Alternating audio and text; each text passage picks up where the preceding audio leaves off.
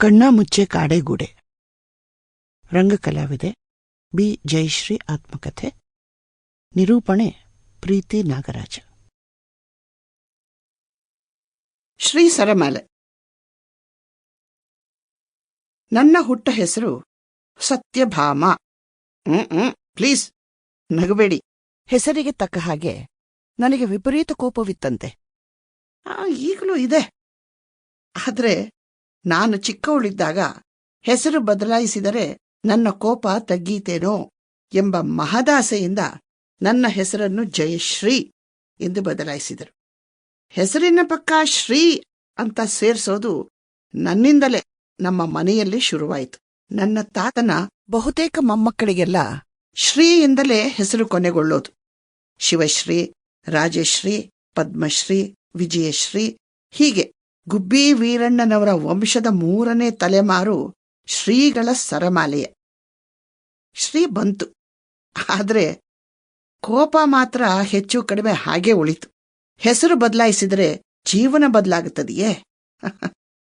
ನನಗೆ 5 ಜನ ಸೋದರ ಮಾವಂದಿರು. ಎಲ್ಲರೂ ನನ್ನನ್ನು ಬಹಳ ಪ್ರೀತಿಯಿಂದ ಕಾಣುತ್ತಿದ್ದರು. ಅಂತೆಯೇ ಗೋಳು ಕೂಡ ಹೊಯ್ದುಕೊಳ್ಳುತ್ತಿದ್ದರು. ಆಗೆಲ್ಲ ಸೋದರ ಮಾವಂದಿರನ್ನ ಮದುವೆಯಾಗೋ ರಿವಾಜು ಚಾಲ್ತಿಯಲ್ಲಿತ್ತು. ನಾನು ಬಹಳ ಚಿಕ್ಕವಳು.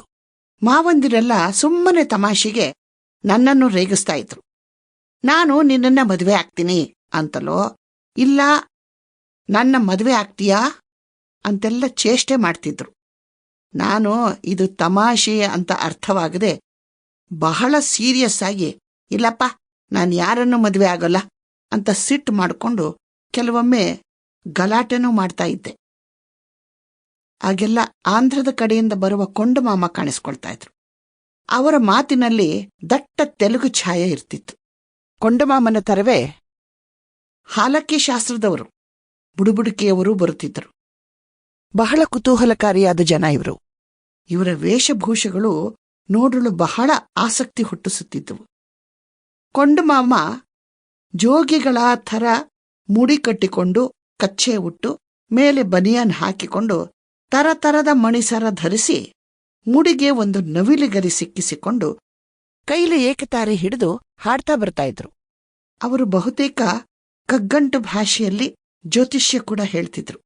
ಭಾಷೆ ಕೇಳುವುದಕ್ಕೆ ಕೆಲವೊಮ್ಮೆ ಸರಳವಾಗಿದ್ದರೆ, ಇನ್ನು ಕೆಲವು ಬಾರಿ ಅದು ಗಂಡಾಂತರಗಳ ಬಗ್ಗೆ ಹೇಳಬೇಕಾದ್ರೆ ಒಂದು ರೀತಿಯ ಅಮೂರ್ತ ಭಾಷೆಯಲ್ಲಿ ಮಾತನಾಡ್ತಿದ್ದರು.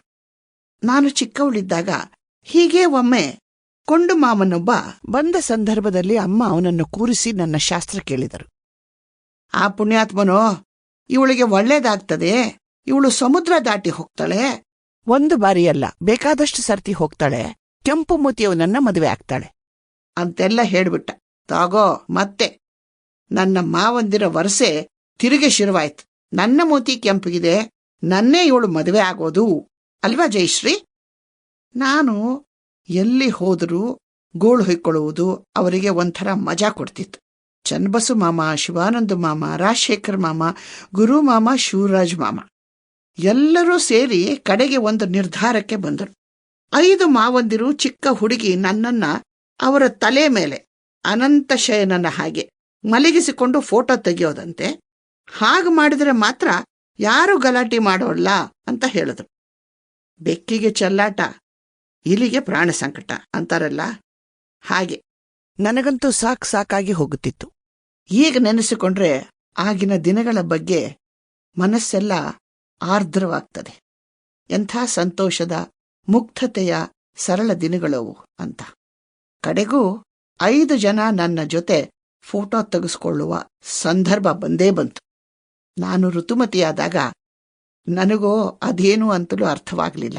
ಆದರೆ ಎಲ್ಲ ವಿಧಿವಿಧಾನಗಳು, ಸಂಭ್ರಮ ಎಲ್ಲ ನೋಡಿ ನನಗೇನೋ ಮಹತ್ತರವಾದದ್ದೇ ಆಗಿರಬೇಕು ಎಂದುಕೊಂಡೆ. ಆಗಿನ ಸಂದರ್ಭದಲ್ಲಿ ಎಲ್ಲ ಮಾಮಂದಿರು ಸೇರಿ ನಾವು ಪಂಚಪಾಂಡವರು, ಇವಳೇ ನಮ್ಮ ದ್ರೌಪದಿ ಎಂದು ಚೇಷ್ಟೆ ಮಾಡುತ್ತಾ ಫೋಟೋ ತೆಗೆಸಿಕೊಂಡ್ರು. ಈಗಲೂ ಆ ಫೋಟೋ ಇದೆ. ಎಷ್ಟು ಸೊಗಸು ಅಂದ್ರೆ, ಆಗ Sample complete. Ready to continue?